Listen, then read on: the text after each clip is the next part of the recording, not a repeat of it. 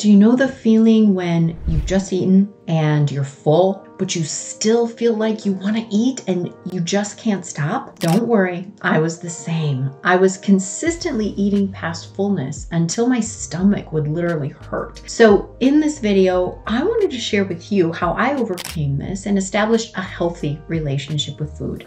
I'm Lori Montry, a trauma-informed eating psychology coach. I hope you understand why you have challenges with food, and there is always a good reason, and give you the tools and practices you need to overcome those challenges to enjoy food and body freedom. Now, there are many reasons why we might continue to eat even after our stomachs are physically full. And as I said, this is a challenge I am intimately familiar with. During my own struggles with emotional and binge eating, I routinely ate past satisfaction, and I felt so frustrated and confused about why I would continue to do that despite my intentions and my best efforts to stop. So I'm going to share some of the main reasons why you find yourself in the same boat. And as I describe both the physiology and the psychology of why you may be eating even when you're full, note that for you individually, it could be primarily one of these reasons, a combination of two or more, or even all five of them to some degree. So let's get into it.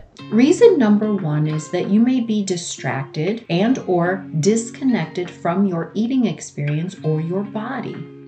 In today's ultra-taxing environment, many of us are constantly on the go, feeling revved up, feeling activated, unable to feel settled and grounded. And when we eat in that state, we're not even fully aware on a mental level that we're taking in food. It may sound unusual, but if your brain is racing a 1,000 miles an hour on everything that's going on in your life, there are no resources for you to be attuned to the fact that you're eating. In this distracted experience, you aren't aware of your body's cues or signals of satiation or fullness. And for many of us who have lived with past trauma or have lived in a stressful state for an extended period of time, the body may feel like a dangerous place. After all, the body is where we feel emotional and physical pain. If there is emotional overwhelm, we very wisely shut down to the body, become less aware of the pain of being human sometimes. And in that disconnected state, we might ignore,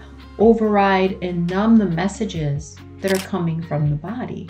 We lose connection with not only our embodied self-awareness, but quite literally the sensors that tell us that we're eating and when we're becoming full. So working to resolve trauma and accumulated stress and reconnecting with the body is the way to come back into awareness and to be able to connect to your sensations of fullness. Now, depending on your circumstances, that can be a hard thing to do. That's why I spend a lot of time in my Freedom from Emotional Eating course helping people safely come back into embodiment and reconnect with their bodies. Below this video, you can download my free resource that dives a little bit deeper into what that looks like. Now, one thing you can try today is simply taking a moment before you eat to reconnect with the body. You may want to try the somatic practice of gently placing one hand on your belly and one on your heart, and just taking a couple of deep breaths there.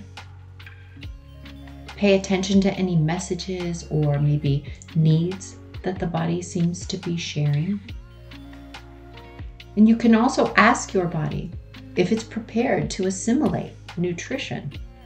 Allowing the body to be a willing participant in the eating experience can go a long way towards being able to notice when you've had enough to eat. Reason number two is plain and simple restriction.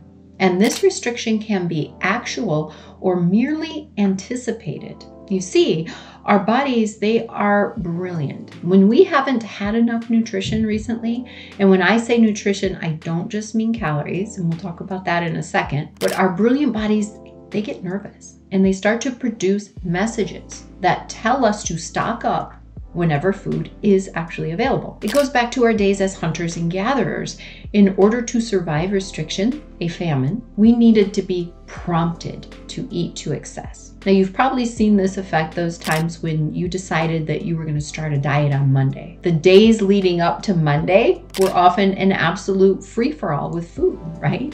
Your body was wisely stocking up or preparing for the famine that was anticipated. Now, this is also true when certain foods have been off limits for you, or you've made them bad in your mind. All of these messages are forms of restriction and can cause you to eat seemingly endless amounts to try to provide for the upcoming famine, real or perceived. And restriction is never helpful, especially when it comes to emotional eating. And I know that might be hard to hear because sometimes it feels like the answer. But if mealtime is a battleground, you can never win. Always beating yourself up and being stressed by the criticism causes you to eat more to deal with that stress. It's literally impossible for us to feel both burdened and guilty about the food we're eating and satisfied at the same time. To help remedy this, first of all, recognize that restriction is never going to support you. I mean, think about that. When you have restricted in the past, what was the result? You might have done all right for a while, but your biology and your psychology will always win in the end. Restriction leads to overeating, plain and simple. Secondly, recognize that food is not a moral battleground. You cannot be good or bad for your choices. If you eat something you deem bad or more than you want, literally say, so what? Oh, I'm human. Congratulations. And this acceptance, it's not a giving up, and it's not a deciding to just eat whatever for the rest of your life. It's just the first step in coming into alignment with who you want to be as an eater. Because restriction and self-deprecation because of your eating patterns is going to get you absolutely nowhere. And you already know that. So helping people develop a nourishing relationship with food in my own work helps quiet all the noise around whether you're good or bad, worthy or loathsome based on your food choices. Trust me, your food and your worth are not linked in any way, shape, or form. Now, the third reason we eat beyond fullness has to do with our modern day food supply. Hyper-processed foods are full of chemicals that trigger your brain to eat more. Food companies pay people to figure out how to make the food they produce, and sometimes I hesitate to call it food, more appealing and frankly really hard to put down. There's a fascinating new study on this very topic that reveals how powerful the engineering of processed food can be. The resolution here is obviously to incorporate more and more whole foods into your diet and crowd out the factory food that's full of addictive substances. And I know that's a lot easier said than done, which is why I teach people a powerful habit-changing formula that helps to develop new habits and patterns. And I've put a link below this video where you can sign up to receive that resource, as well as others that I've mentioned so far and that I will be mentioning. And similarly, our brilliant bodies are aware of the nutrition, the nutrients, right, that are in our foods. And if we are lacking certain vital nutrients, our bodies will drive us to consume more food in an effort to get its needs met. Even if it has had plenty of calories, in excess of calories, it may send out the message to consume more in order to obtain certain key nutrients that you may be lacking. There's a relatively new study that shows how powerful this biological drive is in the area of protein, because the body requires protein for so many of its important functions, and because it's difficult for the body to store protein, it will push you to eat more and more in an effort to get its needs met. And this is one of the reasons I work with people to help them discover their unique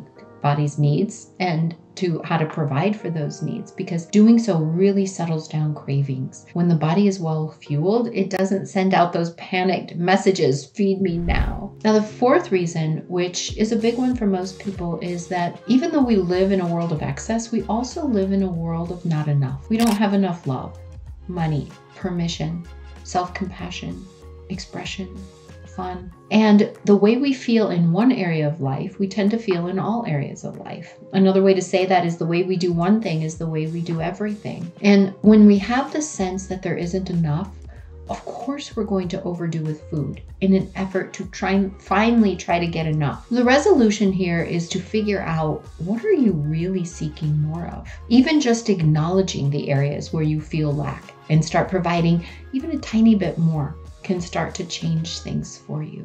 Now, with respect to the fifth and final reason that I'll address in this video, it's related to the last point that I made, and perhaps it's the most common for those of us that feel challenged by emotional and binge eating, and that is eating to help you change your state. If your state is one of hyperarousal and stress, you may be looking to food to help you calm and soothe. If you're feeling intense emotions that threaten to overwhelm your system, like this is just too much, this pain, this shame, this guilt, this loneliness, whatever it is, you may go looking to food to help you avoid or numb those emotions. Feeling bored, you may turn to food to help you feel a sense of excitement, and so on. First of all, I really want to stress that you've never done anything wrong with food. Food does make us feel better. There's no question about this, and you learned this as an infant. So you have nothing to feel ashamed about. And this doesn't mean you're stuck doing it. It just means that you can ditch the shame